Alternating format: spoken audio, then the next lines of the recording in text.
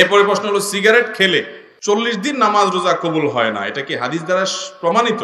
ধূমপানকারীর মুখ থেকে যে দুর্গন্ধ হয়, ধূমপানকারী নিজে যারা আছেন, আমি মাঝে মধ্যে বলি ভাই নর্দমার কাছে ড্রেনের কাছে গিয়ে একটু ড্রেনের গন্ধটা শুকে এরপর নিজের মুখের গন্ধটা শুকে দেখেন যে ওইটার চাইতে আপনার মুখের গন্ধ মারাত্মক। আমি একবার ঢাকার এক হাসপাতালে মসজিদের পাশে সালাত আদায় করতে দাঁড়াইছি, আমার পাশে একজন দাঁড়াইছে, তার শরীর থেকে যেই গন্ধ, আমি চিন্তা করলাম এই লোকটাকে কিছু একটা বলা দরকার, কিন্তু বললে মাইদ্যেরও খাওয়ার ভয় আছে। তো আমি তাড়াতাড়ি পকেট থেকে কাগজ কলম নিয়ে বের করে সুন্দর করে লিখলাম, ভাই যেই গন্ধ ভাই আজকে আমি শুকতে হলো, আমার সালাত নষ্ট হওয়ার উপক্রম। কি সালাত আদায় করছি, মনোযোগ পুরাটা আপনার দুর্গন্ধে আমার দখল করে নিয়ে গেছে। তো আল্লাহর রাস্তে আল্লাহকে ভয় করেন, এটা আর করেন না। এটা লিখে কাগজটা আমি সাইডে রেখে, সে সালাতের মধ্যে আছে এই অবস্থা, আমি তার সামনে রেখে আইজো দৌড় কাইলো দৌড়, যে আমার দরকার হলো তার নাসিহা করা, মাইদ্যর খাওয়ার তো দরকার নেই।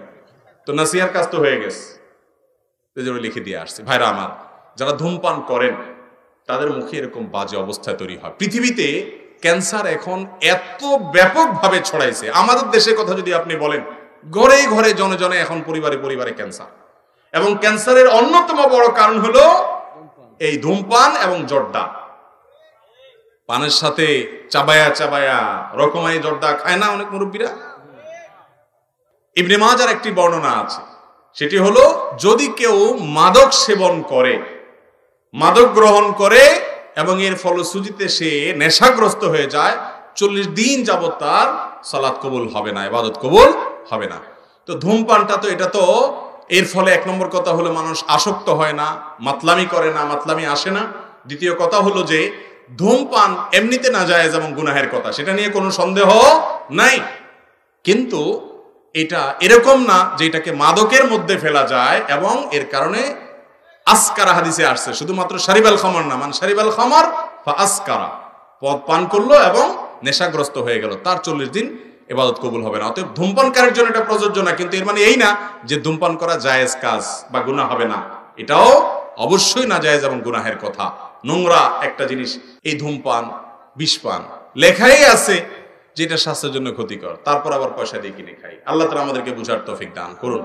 এই নোংরা জিনিস খাওয়া যাবে না ভাইরা আমার, কিন্তু 40 দিন ইবাদত কবুল হওয়া না হওয়ার যে হাদিস, সেটা এই ধূমপানের ক্ষেত্রে ফিট হবে না। অনেক রাত হয়ে গেছে, আর দরকার আছে দিলে তো সারা রাত দেওয়া যাবে যেগুলো আছে। তো আপনারা অন্য কাজ সারেন না, অন্য কাজ না, আপনি ওই যে ভাই আছেন, ভাই কথা বলবেন, অন্য আলেমরা আছেন। হ্যাঁ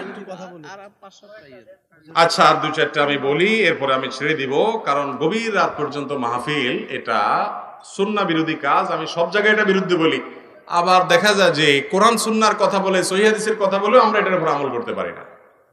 আমি ওই যে ময়মনসিংহ ত্রিশাল আমাকে এক জায়গায় মাহফিল নিয়ে গেছে, আমার চুক্তি ভাই 10টার ভিতরে আমার এই মঞ্চ থেকে নামাই দিবেন। আমার 10টা পরে আয়েশা বলতেছে, হুজুর আপনি এবার একটু খাওয়া দাওয়া করে রেস্ট করেন।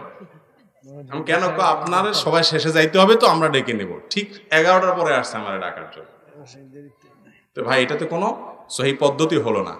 সুন্নতের আমল যদি আমরা না করি দুনিয়াতে কি করবে?